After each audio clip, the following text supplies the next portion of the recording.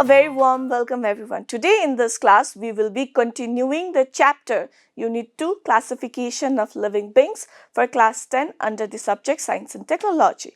In previous class we studied about how living beings was divided into 5 kingdoms, and among those 5 kingdoms we studied in detail about the plant kingdom. Now, the plant kingdom was divided into 3 divisions, the algae, the bryophytes and the tracheophytes, based on the presence and absence of well-differentiated body. That is, if it is differentiated into roots, stems, leaves or not. Not only that, it was also divided on the basis of presence of specialized tissues for the transportation of waters and minerals throughout the different parts of the body in plant. And the third basis of division was if the plant could bear flowers and seed or not. In case of algae, this division includes all those aquatic plants that had a thallus body. And as I mentioned in previous class, thallus body means a type of body in which the root, stem and leaves are not well differentiated. Then there comes the another division, bryophytes, that we studied about in the previous class. And all the non-vascular plants with simple structure, which had roots like structure but it was not true root. So the body was started to differentiate, but true root, stem and leaf had not yet formed in this division, and all those plants lied on bryophytes. Then we also studied about tracheophytes. Now, tracheophytes were all those plants that had the specialized vascular tissue within them. The xylem and phloem were present in them. Now, the tracheophytes were again subdivided into subdivisions on the basis of their ability to bear flowers and seeds. Now, there were 3 subdivisions. Can you guys tell me what were the 3 subdivisions of tracheophytes we studied about? Yes, it was pteridophytes, gymnosperm and angiosperm.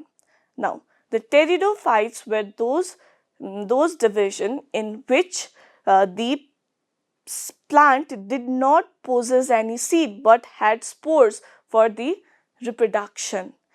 We also studied about gymnosperm in previous class, and gymnosperm bore cones instead of flowers.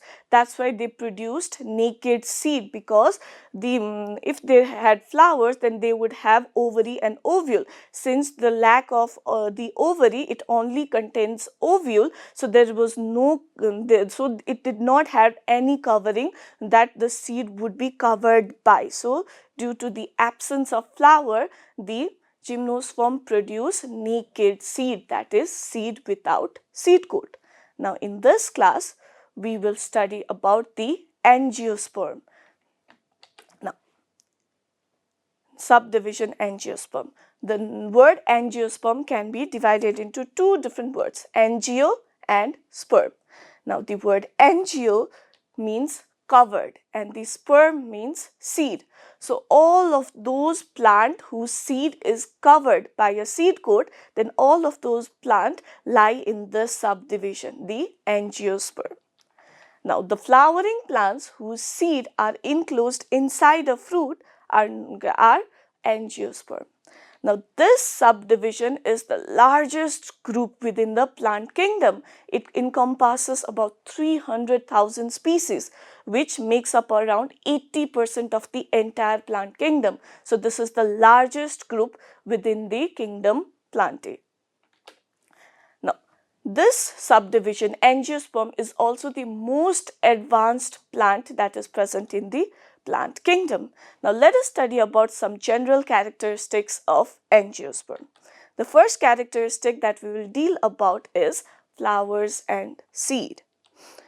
Now they bear real flowers having ovary and ovule. As you can see here, they bear a real flower and it has this ovary and this minute brown colored structure known as ovule. Now the ovule, it develops into seed after fertilization, and this outer layer of ovule, which is known as integuments, it develops into a seed coat. That's why the name angiosperm, that is covered seed, means the seed is covered due to this reason, the presence of integument around the ovule. Now the seeds are also enclosed within the fruit. Now the ovary that surrounds the ovule, it forms fruit. That's why the seed are enclosed within the fruit, and within the fruit there is the seed, and the seed is again covered by a seed coat. Now as you can see here in the figure, in the pomegranate, you can see that the seed is covered by fruit, this fleshy structure. And in this papaya as well, all this seed has seed coat and it is covered by this fruit.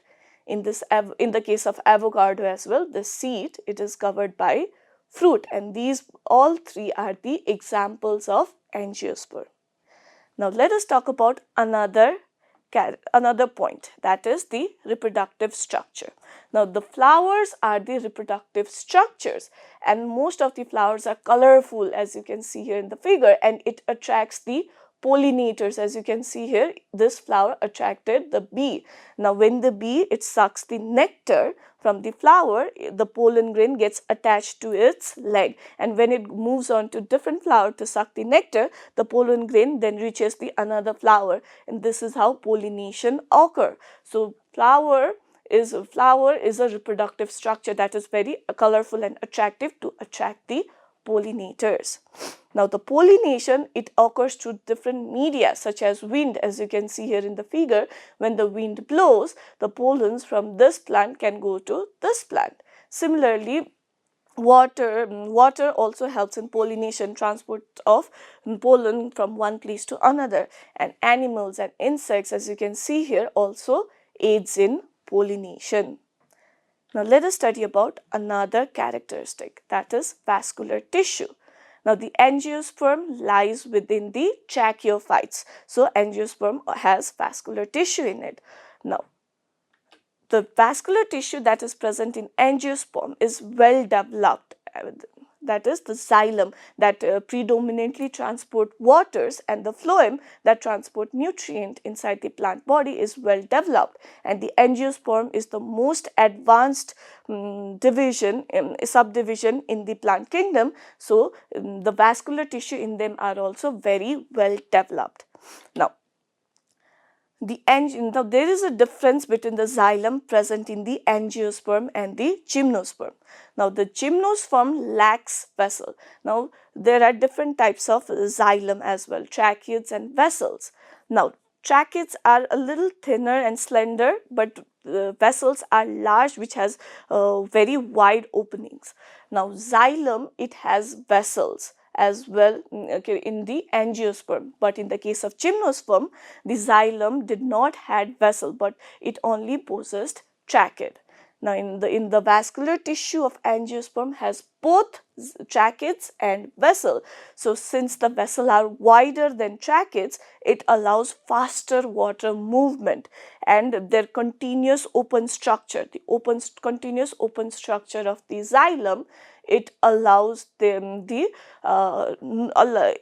does not resist the water much, that is reduces the resistance, so that water can flow through the vessel easily. So xylem has vessels, which is not present in the gymnosperm, and this presence of vessel makes the water transportation in angiosperm efficient. Now let us talk about another characteristic, that is the body organization. Now since these are the most advanced plant, their body is also well developed. So they have well developed roots, as you can see here, they have well developed stems, well developed leaves, and it also bear flowers, which leads to formation of fruit as well. So they have well developed root, stem, leaves, and flower. Now let us talk about another characteristic, that is reproduction. Now there are various methods of reproduction in this subdivision. The first will deal about the vegetative propagation through natural methods. Now let us see a few examples. The vegetative propagation through natural method can occur through roots. For example, in case of sweet potato. Now, sweet potato is a modification of root, and this root itself can give rise to different plants. Another example is the modification in stems. For example, runners, which the best example of runner is strawberry. As you can see here in this figure, a strawberry plant, a branch, it runs out and again it gives rise to a new plant. So these are the runners. Now another example is of rhizome, which is a modification of stem, and it is clearly seen in ginger plant. The ginger plant will give a new plant, and if we break this plant off, this piece off, and we plant it, it will give rise to a new ginger plant. Now another example is bulbs of onion, as you can see here in the figure, and you can see here this onion plant, it can give rise to a new plant. So this is also another example of vegetative propagation through natural method. Now, another example is tubers of potatoes. You can see here this bulbs of potato. This tuber gives this growth, and each of this growth can be cut off and planted to give new seed. This also has multiple growth in it. So, these are also the examples of vegetative propagation by natural methods. We already saw this in the video again. This are the tubers of potato, and each of the tubers can give, each of this outgrowth can give rise to a new plant. Now, another example of vegetative propagation by natural method is brophyllum. Now, in brophyllum, the leaves has all this protrudings, and if you zoom in a little, you can see that each of those protrudings are a new different plant, and if we cut this leaf off and if we plant it, then it will give rise to new plants. So brophyllum is a very good example of vegetative propagation, the leaves vegetative propagation through natural method. Now let us look at vegetative propagation through artificial method. Now the best example is cutting.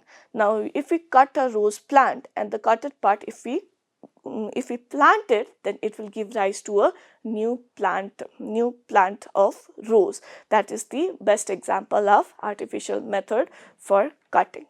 Another example is grafting.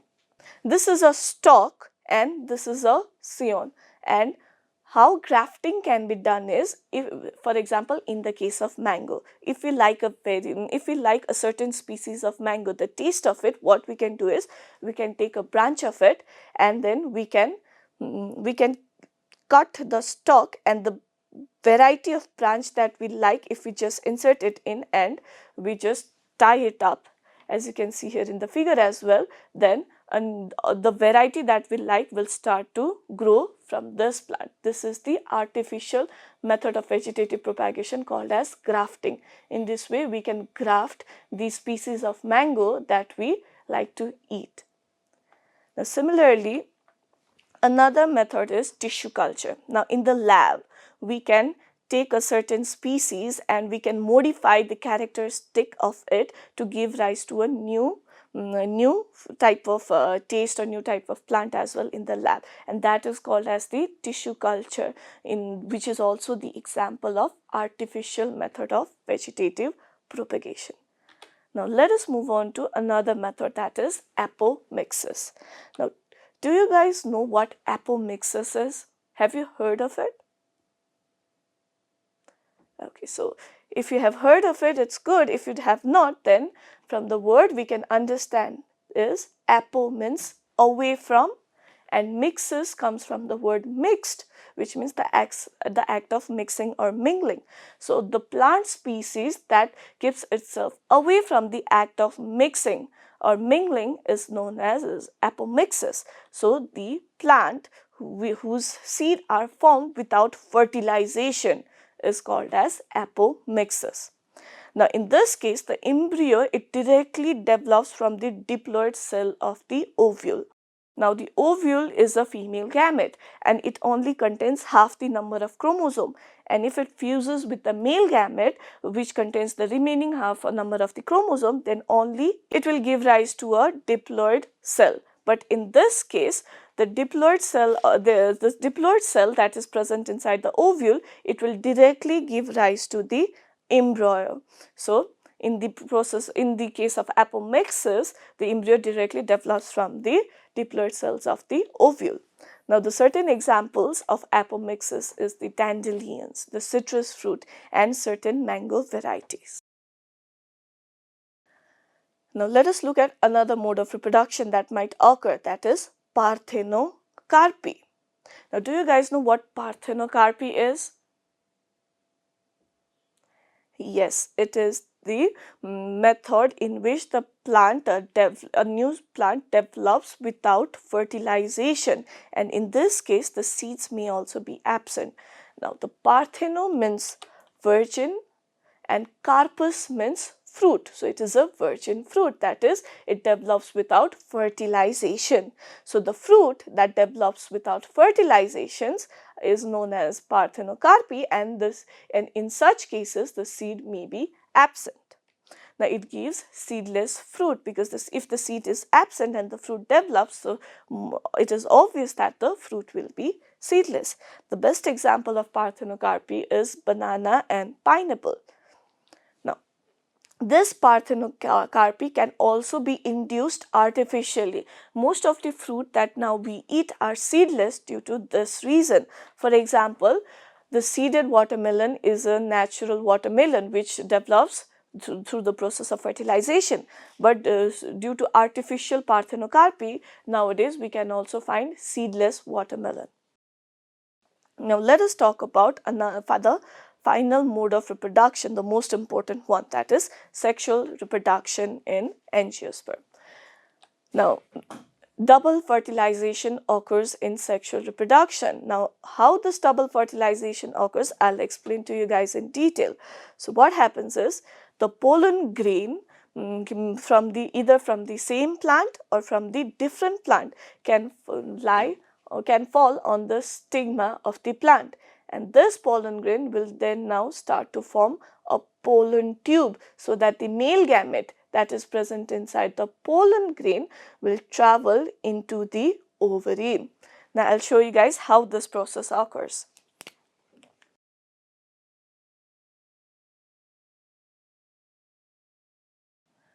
Now this is a style, and if a pollen grain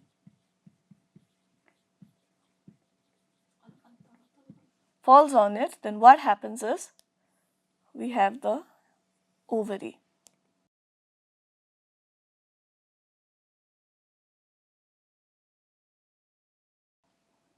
Now, this pollen grain has male gametes in it, and it has two male gametes. Now, this pollen grain now will start to form a pollen tube and will travel through the style, and it will reach the ovary. And inside the ovary, we have the ovule. Now let us zoom into this part.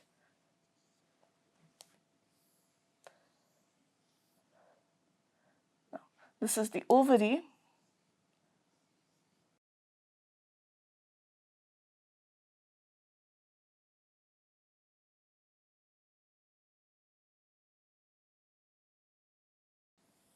And this is the pollen tube that reached this ovary, and it has two male gametes.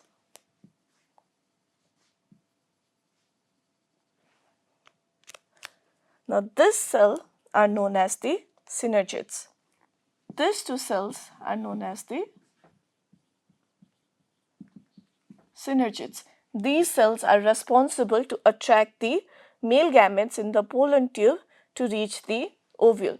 Now as soon as they reach the ovule, these synergids, they disintegrate, forming a path that for the male gametes to enter inside the ovule. Now this portion where the male gametes can insert inside is known as the micropyle. Now, the male gametes will now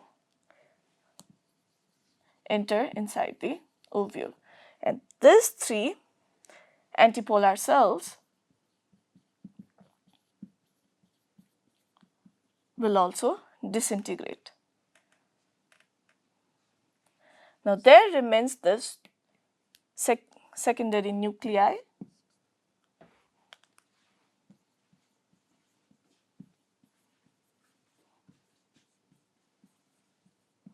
Now, there are two secondary nuclei. This is the egg, and we have two male gametes. Now, let us talk about the genetics of all these. Now, this egg is a haploid cell, that is, it contains half the number of chromosomes. Now, each of this male gamete is also haploid, so it contains half the number of chromosomes, and each of the secondary nuclei also contains are also haploid, so it contains half the number of chromosomes. Now, here what happens is, one of the male gamete, it fuses with the egg to form a zygote. So, this is a zygote. Now, zygote forms by the fusion of egg and the male gamete. So, they will be diploid because they have a complete set of chromosome now. So, it will be 2n. Now, the remaining male gamete, what happens is, it fuses with both the secondary nuclei, forming the endosperm.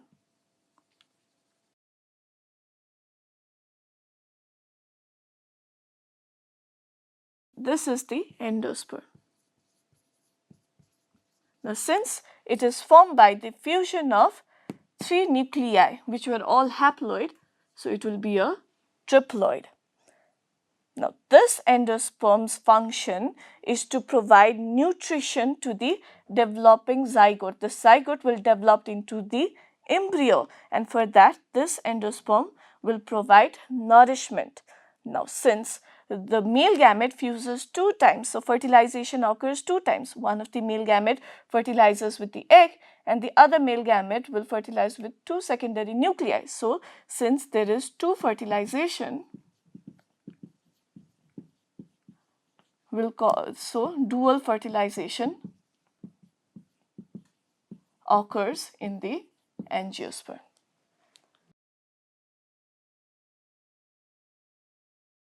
Now, we studied about all the basic characteristics of angiosperm. Now, the angiosperm can be divided into 2 categories in the presence of number of cotyledons in their seed. So, it is divided into either monocotyledon or dicotyledon.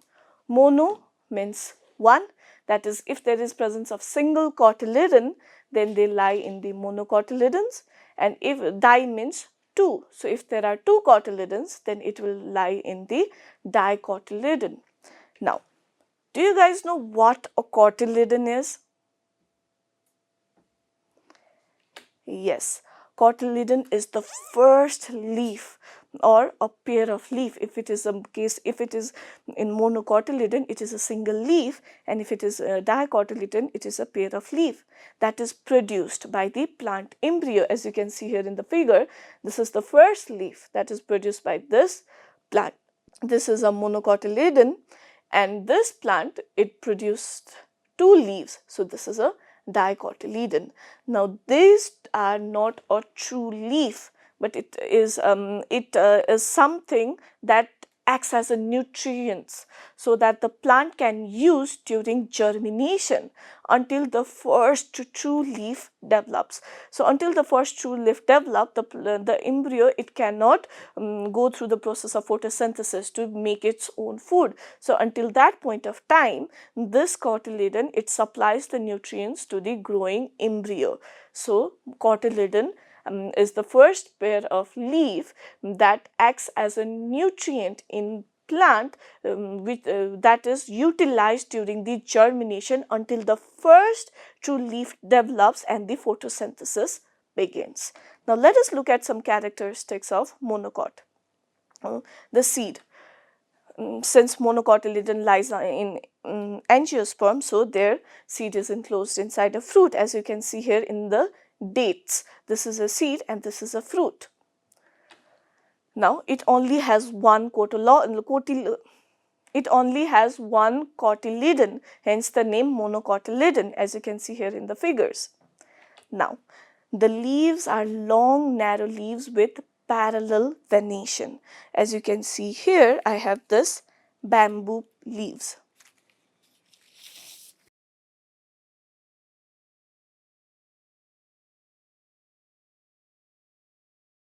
Now you can see here this is a main midrib, and all these veins lie parallel to this leaf, and it reaches parallelly from the bottom to the tip of the leaf. This is the best example of parallel venation that occurs in the bamboo plant.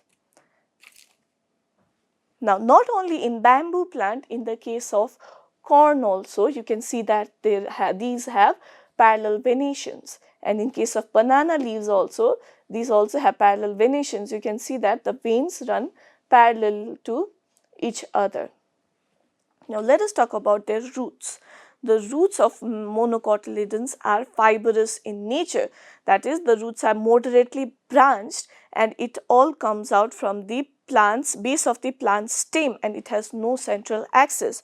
As you can see here, the example of this garlic plant, we have these roots, and you can see that all the roots arises from the base of the plant, and all of them are and these roots are not branched that much, like only a few branching is there in each roots. So this is the example of fibrous root. Now fibrous root is the characteristics of a monocot plant.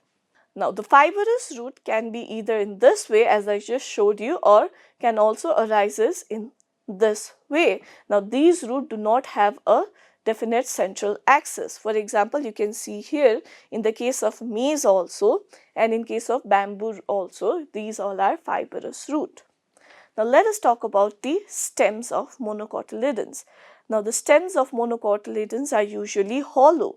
As you can see here in the case of bamboos, it has hollow stem. So monocotyledons stem are usually hollow. Now the nodes in the monocotyledons are very prominent and they lie in equal intervals. As you can see here in the figure, in case of bamboo, the nodes, they are at equal intervals and the nodes are clearly visible as well. So this is another characteristic of monocotyledon. Now the leaf base, the base of the leaf, it expands into a sheath that covers the stem. As you can see here in the figure, this leaf, when you try to take it out, it forms a sheath and it also covers some part of the stem as well. So this is another characteristic of this monocotyledonous plants. Now the vascular bundle that is present inside the monocotyledons are scattered. So you can see all these vascular bundles are scattered around the stem. This is the transverse section of the stem. Now if this is a plant and you cut it from here, and if you look at this way, that is known as the transverse section. Now if you look at the transverse section of the stem of the monocotyledonous plant, then you can see the vascular bundles are scattered. Now let us talk about the flowers. The petals, the flower petals are either in number 3 or in number multiple of 3, that is 3, 6, 9, in such way. For example, you can see here in the case of iris flower, the leaves are in the petals are in multiple of 3, and in lily also you can see it has 1, 2, 3, 4, 5, 6 petals which are also in multiple of 3. Now certain examples of this monocotyledonous plants are maize, wheat, bamboo, banana, rice, etc. Now let us study about some characteristics of dicotyledons. Now dicotyledons fruit, the seed lies inside the fruit. So seed is enclosed inside the fruit. Now it has 2 cotyledons. which we already studied, hence the name dicotyledon. The leaves has petiole that attaches to the stem. Now, if this is a stem, then leaf will stay like this, and this part of the leaf, the base of the leaf that attaches it to the stem, is known as petiole. And the leaves of the dicotyledons has a petiole which attaches the leaves to the stem. Now the leaves are broad. The monocots had long and slender elongated leaves, but the leaves of the dicotyledons are broad and which has reticulate venation. Reticulate venation means net-like venations, as you can see here. Now dicotyledons have broad leaves and reticulate venation. You can see this is the central vein, and the veins, it just nets out. In case of monocotyledon, we saw that there were all the veins were parallel to each other, but here you can see that it is net-like structure. So this is another characteristics of dicotyledon, that is, it has broad leaf with reticulate venation. Now the leaves of the dicotyledons, it can either be simple or compound. Now a simple leaf means there is a stem, then it has a petiole, and there is only single leaf blade. This is a petiole. But in case of compound leaf, the leaf blade is divided into leaflets.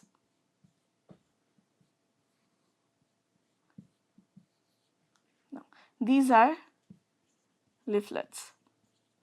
So if there is no division of leaf blade, then it is known as simple leaf. But if there is division of leaflets, then it is known as compound leaf.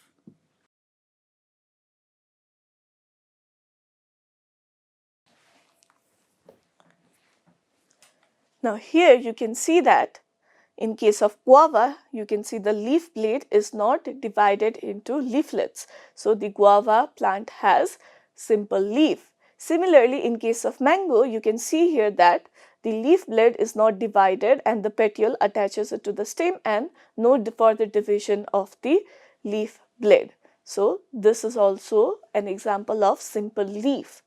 Now here you can see that in case of mango, the leaf blade is divided into these 3 leaflets. So this is an example of compound leaf, that is, rose has a compound leaf. Now let us talk about the roots of the dicotyledonous plant. Now the roots, the type of root system is taproot system in case of dicotyledonous plant. As you can see here that the roots have many bifurcations. So this is a taproot system. Now I'll draw a diagram so that you can understand it more. This is the base of the plant. Then it has a first primary root. From this primary root, secondary root arises in this way. And from this secondary roots, again tertiary roots arises.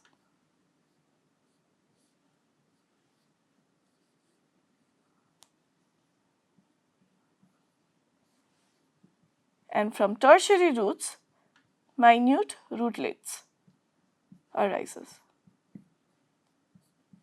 Now, if this type of root system is present in the plant, then it is known as taproot system.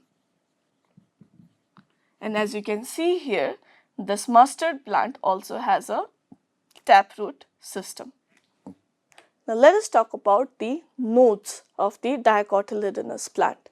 Now we studied that in case of monocotyledonous plant, the nodes are present at the equal interval and it is distinctly visible. But in case of dicotyledons, the nodes are not that distinctly visible, but it is present, and it is present in unequal intervals. As you can see here, the nodes are present in unequal intervals. Over here, over here, over here. So the intervals is not regular. So the nodes are present at unequal intervals. Now the stem of the dicotyledonous plant are solid, strong and mostly woody. This is due to the secondary growth that occurs in the stem, which increases the thickness of the stem, making the plant woody. Hence the dicotyledonous plant are solid, strong and mostly woody.